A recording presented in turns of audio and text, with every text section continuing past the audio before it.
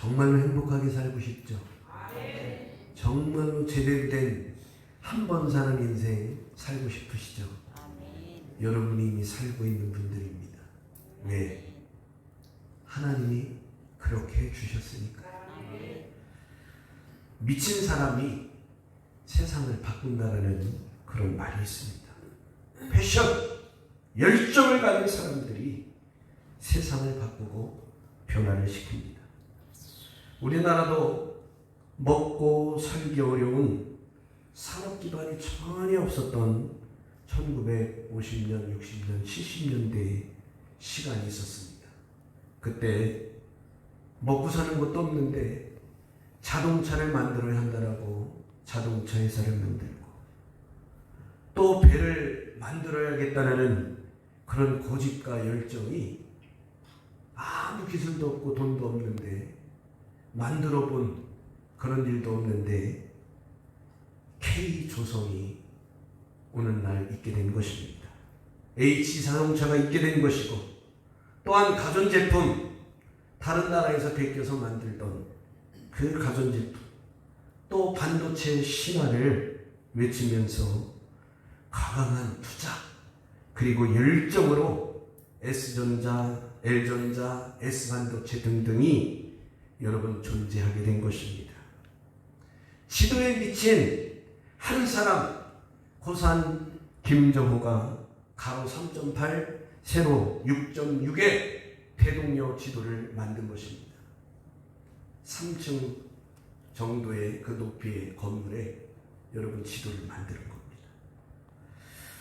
백성들이 너무너무 무지하고 공부하기가 너무너무 어려운 특권층의 학문, 이 한자를 한문을 익히지 못해서 너무나도 어려운 삶을 살아가고 있는 그런 백성들을 가엾이 여기고 어여삐 여겨서 새로운 28글자를 맹가노니 사람마다 희어 수비리게 날렸음에 뼈난 갸우자를 따라니라.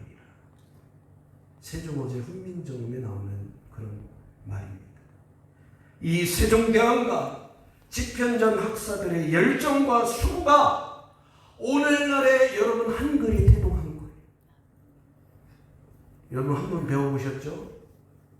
중학교, 고등학교 때 한글 쓰다가 보면 확 집어 던지고 싶어요. 왜 이렇게 어려운 걸 써? 그러면서 그런 생각을 했어요. 아니 우리나라 한글이 있는데 굳이 이 한글을 써야 되나? 중국 놈들 영향받아서 쓰는 이 한글을 굳이 써야 되나? 그런 생각을 많이 해봤습니다. 갑자기 한문이 없어졌어. 예? 한문 세대, 여기 한문 안 배운 세대가 아마 있을 거예요. 한문이 없어져 버렸어요.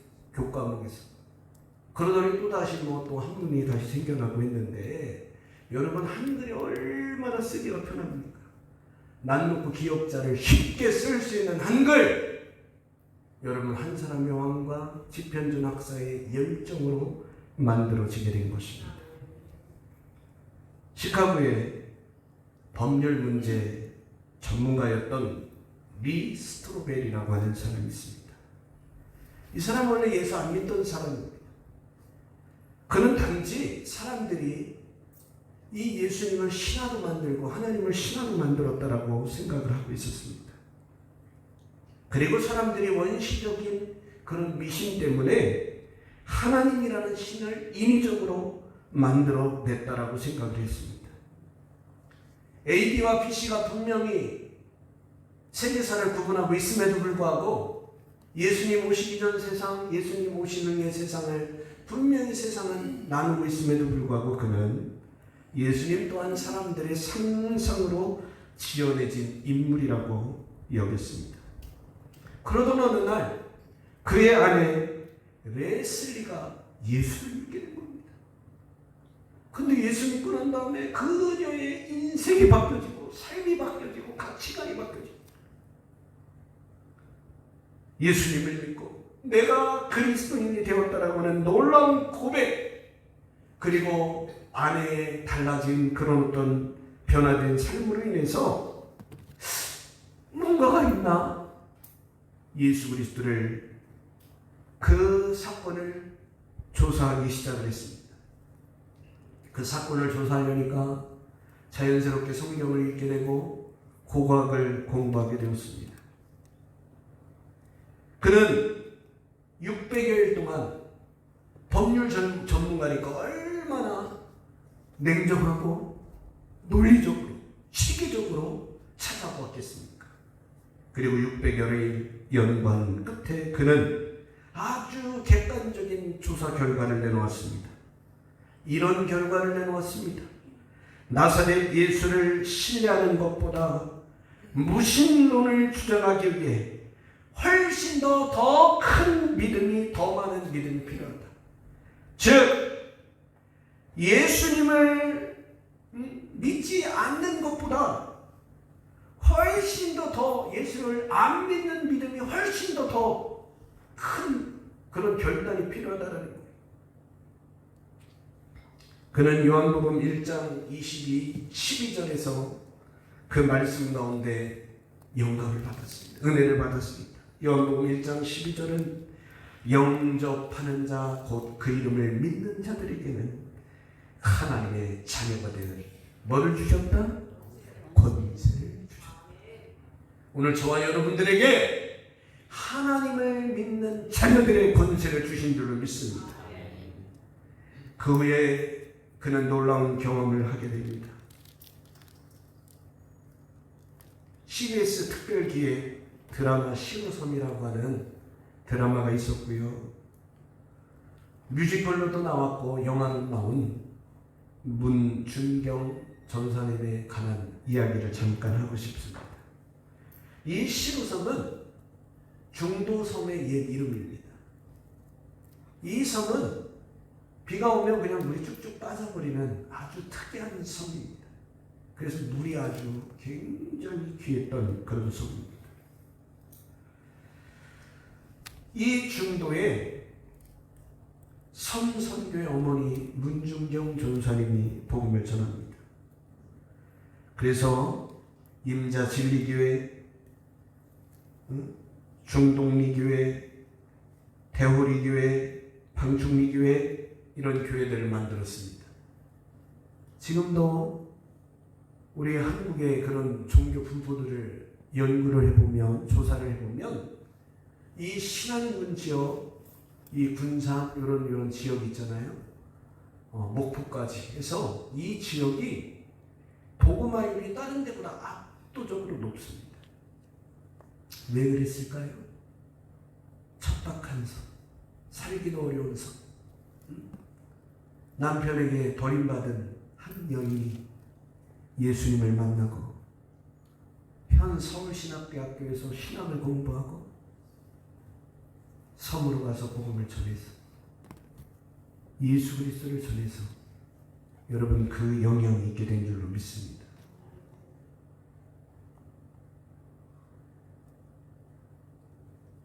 여러분 한 사람이 변화되면 세상이 바뀝니다. 여러분 한 사람이 미치면 세상이 바뀌어지는 것입니다. 온 땅에 유일할 수 없었던 것입니다. 그래서 이 바울에게 베스 총독이 묻습니다. 예루살렘에서 재판을 받겠느냐? 아니면 로마에 가서 재판을 받겠느냐? 로마 시민권자인 바울은 로마에 가서 재판을 받겠다고 합니다. 이유는 하나입니다. 로마 시민권자여서가 아니에요. 왜? 바울의 일생이 정해져 있거든요. 바울은 성령의 계시를 받았습니다. 내 마지막은 로마에 가서 순교하게 될 거다. 바울은 이 길을 그냥 가고 싶어요. 그래서 예루살렘에서 그냥 재판받고 시간을 늦추면 로마에 조금 더 늦게 가도 돼요. 그런데 죽을 줄 알면서 로마에 가서 재판을 받겠다라고 얘기를 하고 있습니다. 그때 유대인들의 종교 문제에 대해서 아주 미숙했던 이 베스도 총독이 된 지 얼마 안 됐으니까요. 그 문화와 또 종교 문제 이런 것들에 대해서 잘 모르니까 그러고 있는 찰나에 본붕왕 헤롯 아그리파 2세가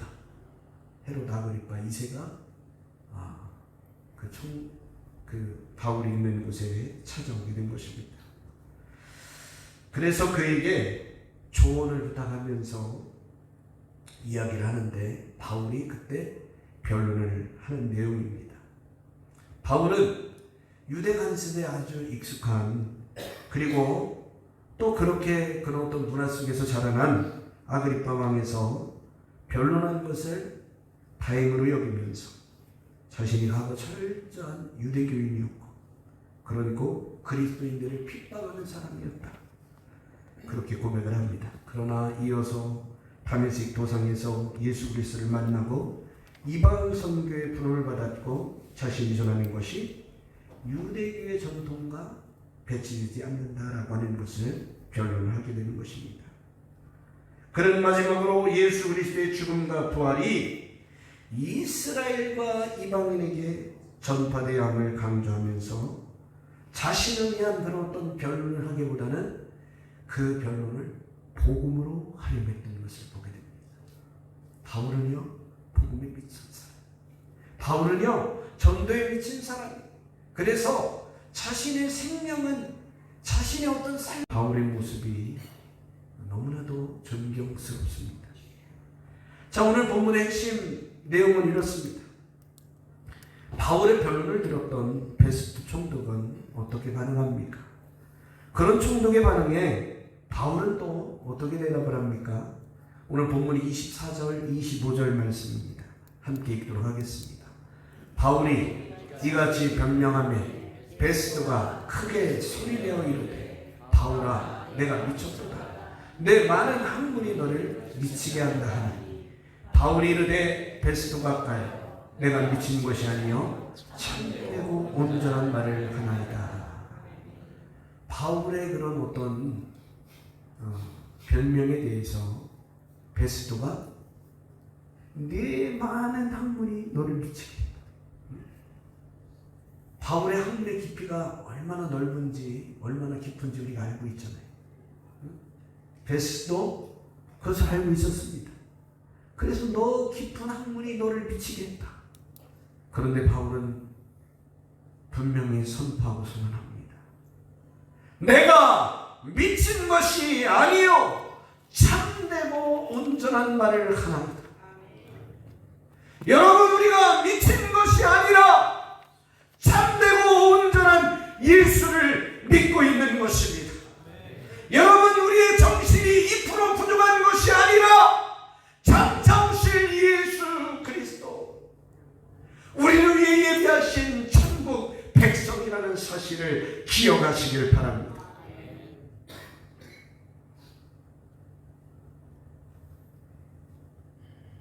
이 바울의 변론을 듣던 베스트 총독은 큰 소리로 변론을 중단시켜버립니다. 부임한 지 얼마 안 돼서 유대인들의 종교에 대한 지식이 거의 없었고 로마인이었기 때문에 헬라적 철학 사고, 인본주의적인 그런 사고방식을 가지고 있었던 이 베스트가 도저히 부활이라고 하는 사건을 믿을 수가 없는 거예요. 사실은 여러분, 우리가 창세기 1장 1절부터 믿기가 쉽지 않아요. 태초에 하나님이 천지를 창조하시니라 빛이 있으라 하시니 빛이 있었다. 사람은 어떻게 만들었어요? 흙으로 빚으시고 생기를 불어넣어서 아담, 하와 이렇게 만드셨어요. 여러분, 정상적인 이성을 가지고 있는 사람은 창세기 1장 1절부터 무너지는 겁니다. 믿을 수가 없는 거예요. 그뿐만 아닙니다. 그러면서 계속해서 메시아를 보내주겠다고 했는데 메시아가 아주 기가 막힌 방법으로 와요. 차라리 안에서 태어났거나 그러면 조금 더 그냥 좀 신빙성이 있을 것 같은데, 처녀가 잉태하여 아들을 낳으리니 그 이름을 예수라 하라. 우리가 이분을 믿는 거예요. 믿어질 수 없는 사실을 믿는 거예요. 그러더니 30년 동안 아버지 잘 도와주시다가 갑자기 이제부터 내 일을 해야 되겠다. 그러면서 제자들을 찾아서 12명을 부르시고 회개하라 천국이 가까웠느니라 그러면서 복음을 전파하시고, 그러다가 십자가에 달려 죽으시고 3일 만에 부활하시고. 여러분, 이 베스트 총독은 이 성경밖에 믿어지지가 않아요. 헬라의 분석적 그런 철학을 가지고 있는 사람이 믿어지지 않아요. 그래서 미쳤다라고 얘기하는 거예요. 그런데 오늘 저와 여러분들 믿어지잖아요. 믿어지잖아요. 성령님이 믿어지게 하시잖아요. 응? 바울과 같이 뛰어난 사람이, 사울이었을 때 그 뛰어난 사람이 모든 기득권을 버리고 쫄딱망해서 예수님 증거하고 다니는데 환난과 핍박을 당했다, 어려움을 당했다, 확 집어쳐버릴까 인간적으로 들지 않았겠습니까? 그러나 늘 그가 성령에 사로잡혀서 복음에 미친 삶을 살았다는 것입니다. 그래서 이 바울은 분명하게 얘기합니다. 베스도 각하여 감정을 잘 추스렸어. 또 높은 위치에 있는 그런 정부 인사를 존중했어. 베스도 각하여 내가 미친 것이 아니 참되고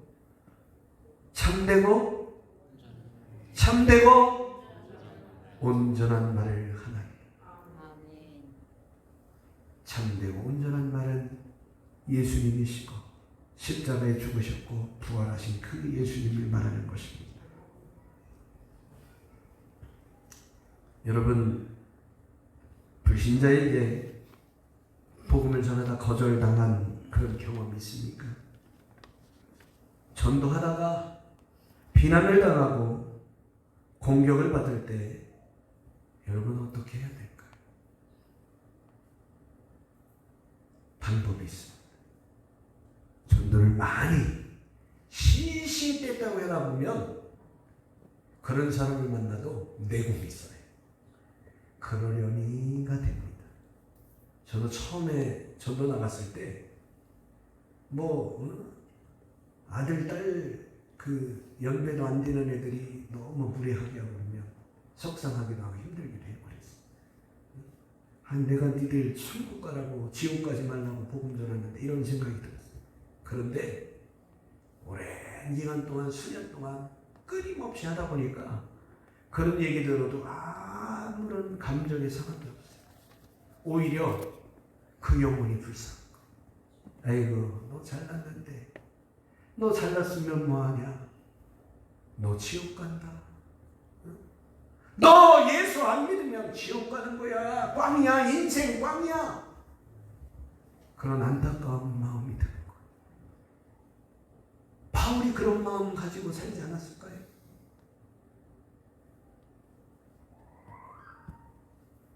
부활을 선포하는 바울을 향해 베스도는 네가 미쳤도다. 더군다나 바울이 가지고 있는 가장 큰 장점을 이용해서 내 많은 학문이 미쳤도다. 자존심을 확 깎고. 바울은 고린도전서에서 이런 말을 했습니다. 육에 속한 사람은 하나님의 성령의 일들을 받지 아니하나니 이는 그것들이 그에게서 어리석게 보이며 또 그는 그것들을 알 수 없나니. 육에 속한 사람은 성령의 일을 받습니다. 영에 속한 사람은 성령의 이끄심에 예민해지는 것. 믿음 생활은 그렇게 해야 힘이 덜 들립니다. 예배 생활은, 전도 생활은 성령의 이끄심대로 해야 여러분 넉넉히 감당할 수 있게 될 줄 믿습니다.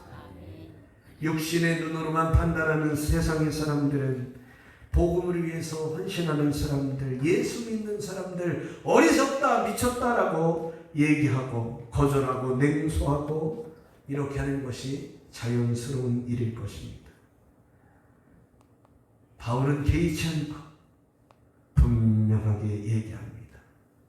오히려 자신이 하나님을 위해 미친 자가 되었다라고 고린도후서 5장 13절에 말하고 있습니다.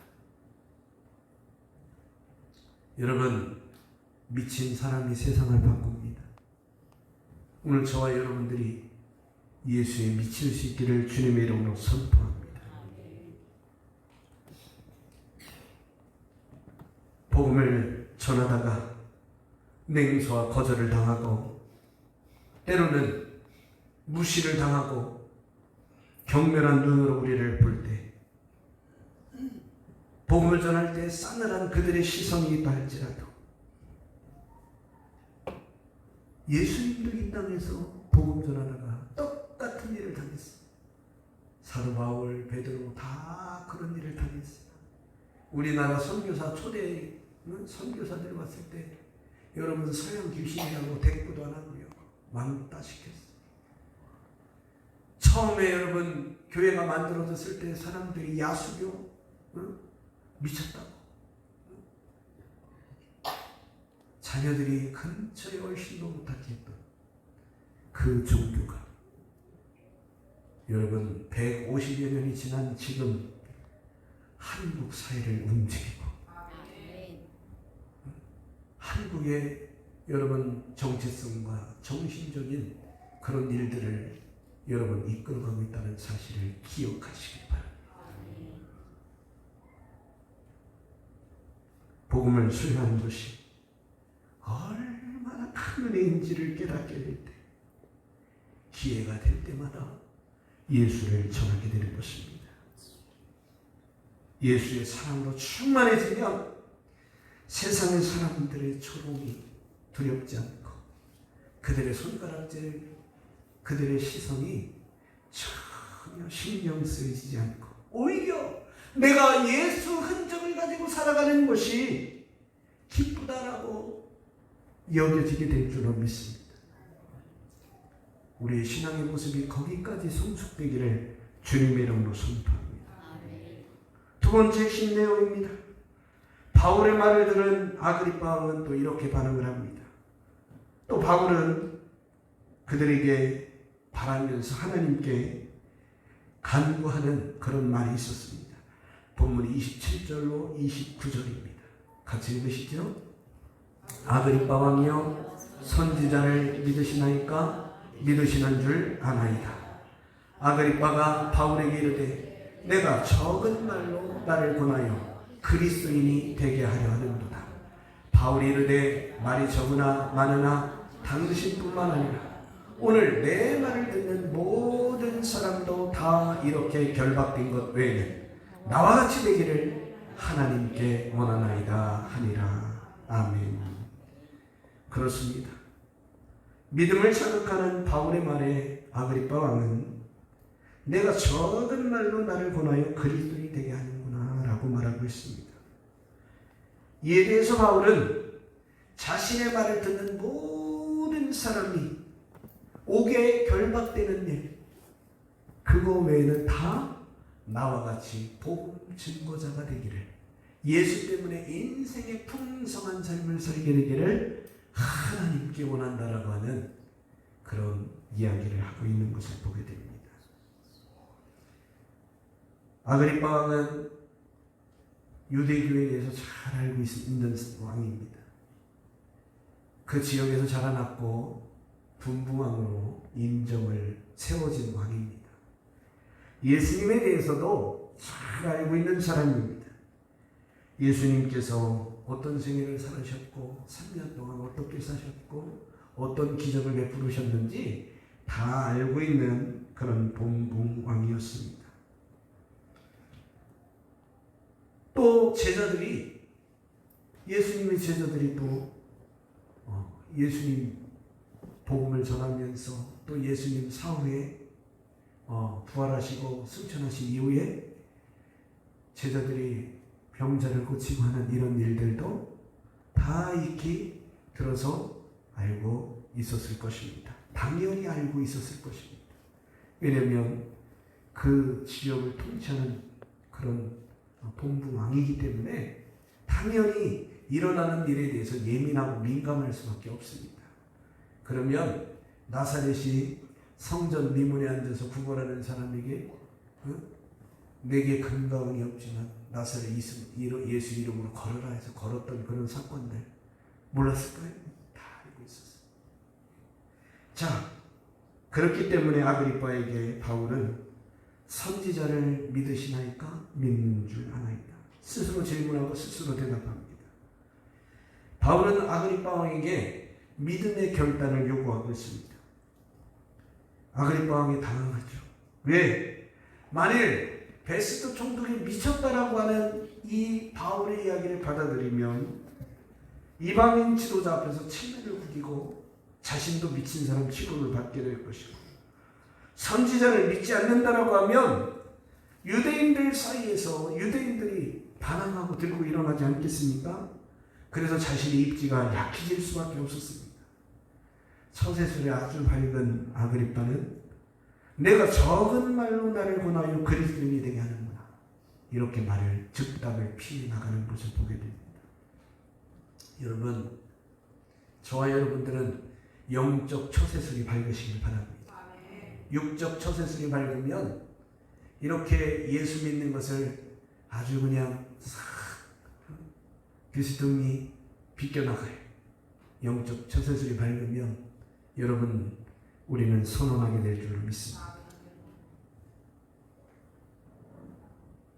말이 적으나 많으나 당신뿐 아니라 오늘 내 말을 듣는 모든 사람도 다 나와 같이 되기를 하나님께 원한다, 이런 말을 할 수 있는 것입니다.